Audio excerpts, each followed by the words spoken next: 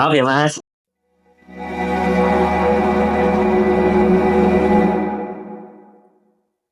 Hai, kembali lagi di Bincang Silo bersama saya, Cynthia Fadila, yang akan menemani selama beberapa menit ke depan.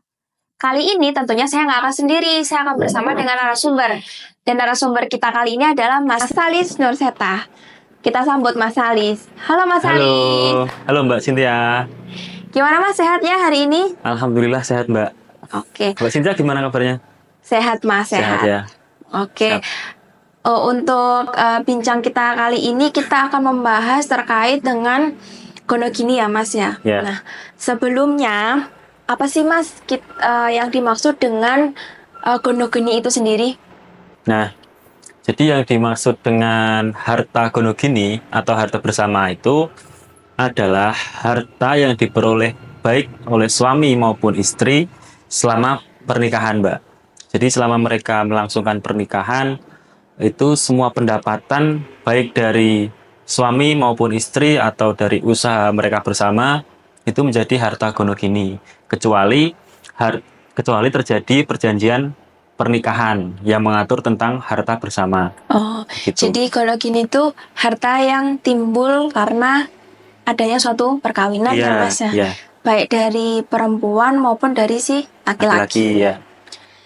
Nah, untuk ciri-ciri dari harta gonogini sendiri itu apa sih Mas?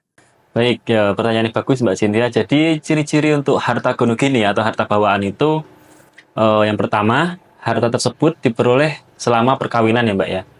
Ya. Yang kedua, kemudian harta tersebut bukan harta bawaan, seperti hibah dari orang tua atau warisan dari orang tua yang telah meninggal, seperti itu. Nah, kemudian yang ketiga, harta tersebut dibagi dua setelah terjadinya perceraian, seperti itu. Jadi kalau seumpama misal saya nih Mas, Iya. saya dapat warisan dari ibu saya, rumah. Berarti ketika saya menikah, rumah yang pemberian orang tua saya tuh nggak bisa ya Mas untuk dibagi dua dengan suami tuh. Tidak bisa ya Mbak. Kalau itu kan termasuknya harta bawaan ya, Oh dari iya. orang tua, jadi nggak bisa itu Mbak.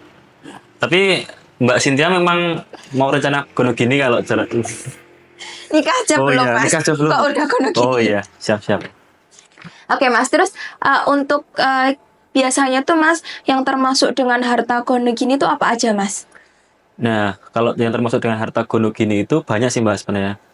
Hampir semua harta ya, harta bersama itu seperti contohnya kalau suami istri selama perkawinan dia membeli aset seperti tanah, kayak itu rumah, kendaraan, motor atau mobil. Terus kalau misalnya dia punya usaha ya usaha, makanan, kemudian kayak investasi bisa saham, emas dan lain-lain seperti itu Mbak.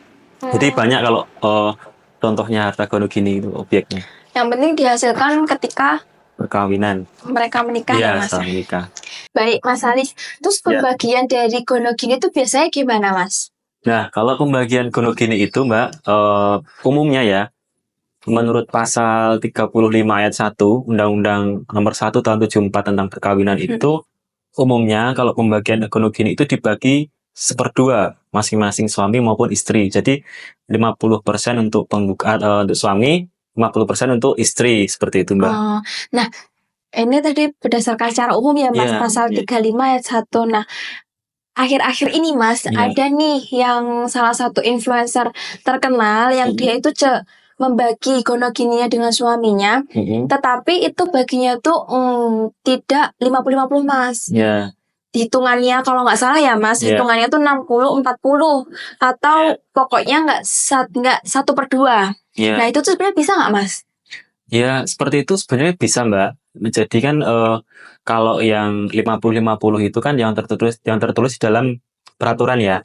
Nah, kalau yang 60/40 itu atau 60 untuk penggugat atau istri atau suami, kemudian yang 40 untuk yang lainnya, itu merupakan suatu bentuk ijtihad hakim atau terobosan hakim seperti itu, Mbak. Jadi karena memperhatikan berbagai faktor, misalnya ya, seperti kontribusi suami atau istri yang lebih banyak ketika menjalani masa perkawinan. Katakanlah istri yang mempunyai kontribusi lebih banyak dalam finansial selama perkawinan, itu bisa hakim memutuskan seperti itu. 60% untuk istri, 40% untuk suami. Jadi yang ya ada nih Mbak yang di Pengadilan Agama Bantul itu majelis hakim pernah memutuskan untuk suami, untuk istri nih Mbak ini. Untuk istri itu dia mendapatkan bagian 3/4, kemudian yang suami 1/4. Nah, kemudian yang suami kan nggak terima itu. Kemudian dia melakukan upaya hukum namanya banding ke Pengadilan Tinggi Agama Jogja. Nah, di Pengadilan Tinggi Agama Jogja itu, hakim banding memutuskan untuk membatalkan putusan tingkat pertama. Kemudian menetapkan harta tersebut dibagi sama rata. Nah, kemudian istri yang menang di pengadilan tingkat pertama tadi mengajukan kasasi. Nah, di kasasi itu hakim menguatkan putusan tingkat pertama ya di Pengadilan Agama Bantul tadi. Jadi yang final itu yang 3/4 untuk istri, kemudian 1/4 untuk suami. Nah, itu kalau dilihat dari seperti itu memang ukuran 50-50 itu nggak saklek Mbak ya. Jadi tergantung fakta hukumnya seperti apa, hakim melihatnya bagaimana, dan berbagai faktor lainnya seperti itu Mbak. Oh iya, biasanya tuh apa Mas? Faktor apa yang menyebabkan pembagian dari gonogini itu nggak 50-50 Mas? Nah, bagus Mbak. Jadi banyak faktor ya Mbak. Seperti yang saya sebutkan tadi, misalnya kontribusi finansial selama perkawinan tadi lebih banyak istri, itu bisa istri yang mendapatkan porsi lebih banyak harta bersama itu. Di samping itu kadang juga seorang suami dia mempunyai moralitas yang buruk seperti mabuk-mabukan, pemboros, itu bisa jadi pertimbangan oleh majelis hakim kayak gitu dalam memutus harta bersama. Oh, kalau seumpama nih Mas, harta bersamanya itu yang berkontribusi nih kebanyakan laki-laki nih Mas. Laki-lakinya nih kaya. Ya istrinya itu ibaratnya mampu lah ya Mas ya, bukan di bawah banget tapi mampu. Tapi ternyata laki-lakinya itu tidak bermoral karena laki-lakinya itu selingkuh. Ya kan Mas. Nah, itu pembagiannya gimana Mas? Apakah kan kalau tadi kata Mas Salis itu faktornya tuh kalau suaminya misalnya nggak, atau salah satunya tidak bermoral gitu ya Mas ya. Nah, ini yang punya harta itu lebih banyak yang tidak bermoral. Nah, itu pembagiannya gimana Mas? Nah, bagus Mbak. Jadi kembali ke yang tadi ya Mbak ya, yang saya sebutkan tentang faktor hakim bisa memutuskan tidak 50-50 karena ada faktor moralitas yang buruk itu. Seperti yang saya sebutkan tadi, bisa jadi majelis hakim memberikan putusan yang bukan 50/50 Mbak. Kalau melihat seperti itu, yang pertama nanti hakim akan melihat fakta di persidangan seperti apa, di pembuktiannya. Kemudian kalau saya bisa menerka ya, itu kemungkinan akan dipertimbangkan tentang suami yang mempunyai moralitas buruk seperti itu untuk memutuskan tentang sengketa harta bersama. Oh, jadi pertimbangannya itu tetap ke moralitas tadi ya Mas ya? Bukan terkait siapa yang lebih banyak memiliki harta. Ya kan Mas? Ya. Terus Mas nih, pertanyaannya sebelum terakhir nih Mas.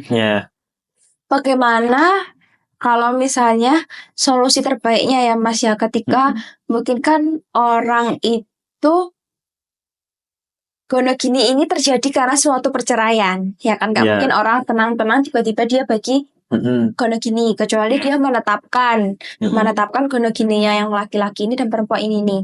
Tapi bisa juga itu karena ya suatu perceraian, pasti gonogini ini dibagi. Nah, kadang kan orang, aku sudah capek cerai, harus ngurusin gonogini. Solusi terbaiknya tuh gimana Mas?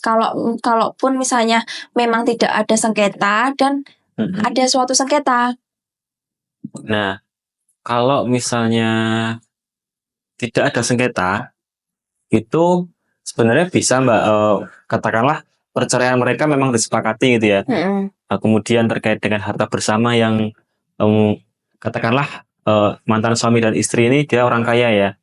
Kemudian perceraian dengan kesepakatan, kemudian mau menyelesaikan harta bersama ini, dia bisa datang ke notaris untuk membuat akta pembagian harta bersama seperti itu kalau tidak ada sengketa ya.